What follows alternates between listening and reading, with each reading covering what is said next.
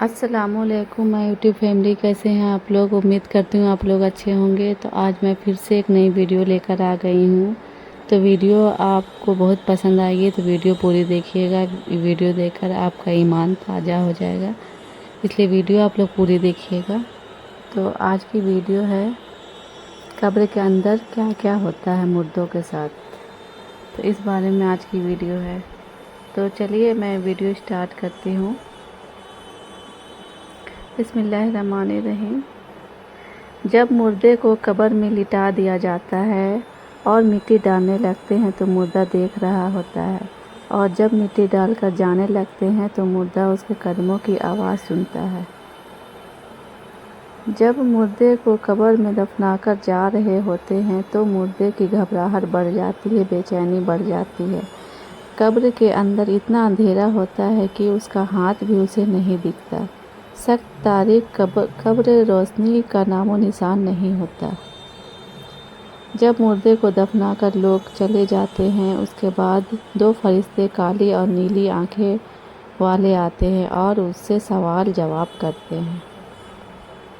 कब्र में मुर्दा इतना बेबस होता है कि उसके जिस्म पर कीड़ा रेंग रहा होता है। उसको मुर्दा हटाना चाहेगा, लेकिन इतनी ताकत नहीं होगी कि उस कीड़े को अपने ऊपर से हटा सके और दूर कर सके। आपका कब्रिस्तान में जाना होता है। ये जो आपको कब्रें एक जैसी दिखती है, अंदर से ये एक जैसी नहीं होती। किसी कब्र में अल्लाह का अजाब हो रहा होता है और किसी कब्र में मुर्दा जन्नत के मज़े ले रहा होता है। किसी को कब्र ऐसे दबा रही होती है जैसे माँ गोद में बच्चे को रखकर दबाती है, और किसी को कब्र ऐसे दबाती है उसकी दाईं पसली बाईं पसली में घुस जाती है और बाईं पसली दाईं पसली में घुस जाती है। किसी की कब्र में जहन्नम की खिड़की खुली होती है, किसी की कब्र में जहन्नम की आग भड़क रही होती है। कब्र में एक अंधा सांप है, जब मुर्दे को वो डंक मारेगा तो वो 70 हाथ ज़मीन में धंस जाएगा। कब्र दो तरह की होती है, या तो जन्नत के बाग में से एक बाग होती है या दोजख के गड्ढों में से एक गड्ढा।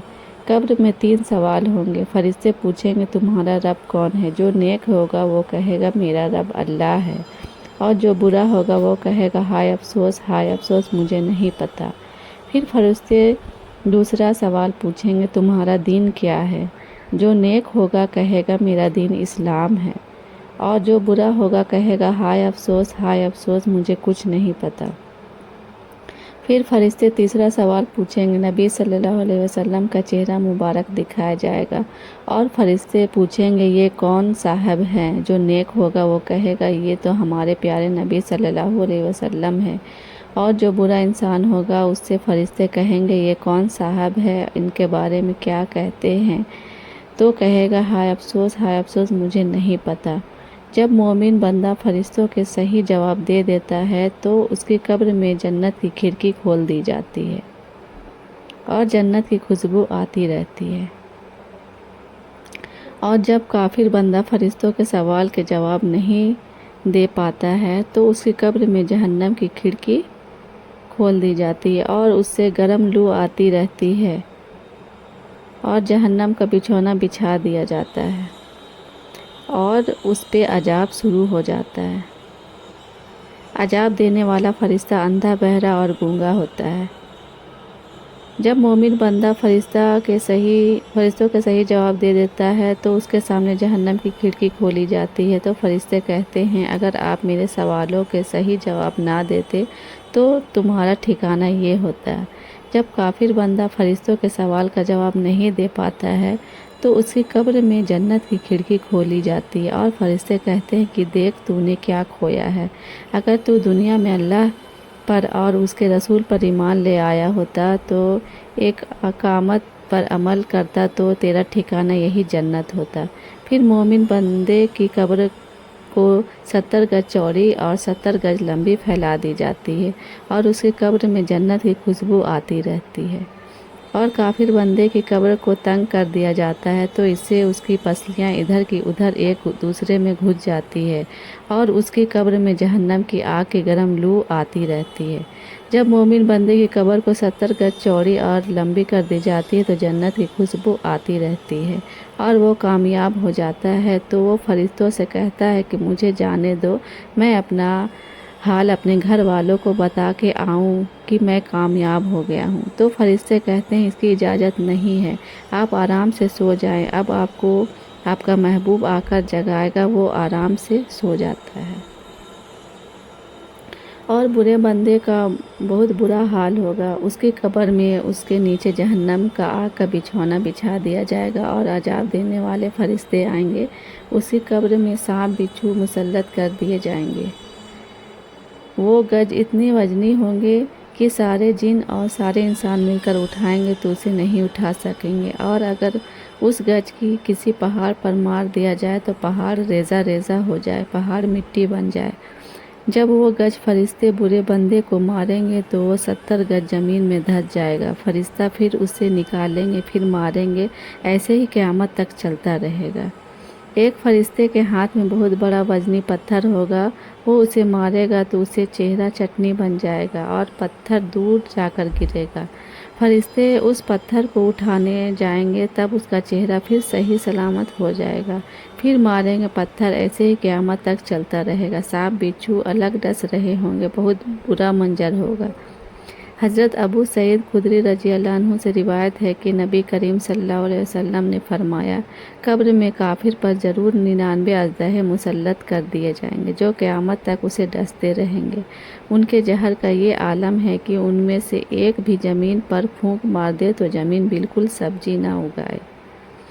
حضرت ابن عباس رضی اللہ عنہ سے مروی ہے کہ نبی کریم صلی اللہ علیہ وسلم کا 2 قبروں پر گزر ہوا تو آپ نے ارشاد فرمایا، ان کو عذاب ہو رہا ہے اور کسی بڑے گناہ کے سبب نہیں ہو رہا بلکہ ایسی معمولی باتوں پر جن سے وہ بچ سکتا تھا۔ پھر آپ نے ان دونوں کے گناہوں کی تفصیل بتائی کہ ان دونوں میں سے ایک تو پیشاب کرتے میں پردہ نہیں کرتا تھا، ایک روایت میں ہے کہ پیشاب کی چھینٹوں سے نہیں بچتا تھا، اور دوسرا چغلی کرتا پھرتا تھا، پھر اپنے ہی ٹہنی منگا کر بیچ میں سے اس کو چیر کر آدھی اس قبر پر گاڑ دی، آدھی دوسری قبر پر۔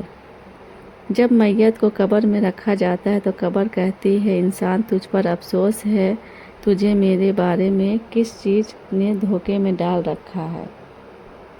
کیا تجھے معلوم نہیں تھا کہ میں آزمائشوں، تاریکیوں، تنہائیوں اور کیڑے مکوڑے کا گھر ہوں؟ جب تو مجھ پر سے آگے پیچھے قدم رکھتا اور گزرتا تھا تو مجھے کون سا غرور گھیر رہا ہوتا ہے؟ اگر میت نیک ہوتی ہے تو کوئی جواب دینے والا قبر کو جواب دیتا ہے، کیا تجھے معلوم نہیں کہ یہ شخص نیکیوں کا حکم دیتا تھا اور برائیوں سے روکا کرتا تھا؟ تو قبر کہتی ہے، تب تو میں اس کے لیے سبزے میں تبدیل ہو جاؤں گی، اس کا جسم نورانی بن جائے گا اور اس کی روح اللہ پاک کی قرب رحمت میں جائے گی۔ حضرت کعب رضی اللہ عنہ سے مروی ہے کہ جب نیک آدمی کو قبر میں رکھا جاتا ہے تو اس سے اچھے اعمال، نماز، روزہ، حج، جہاد، صدقہ وغیرہ اس کے پاس جمع ہو جاتے ہیں۔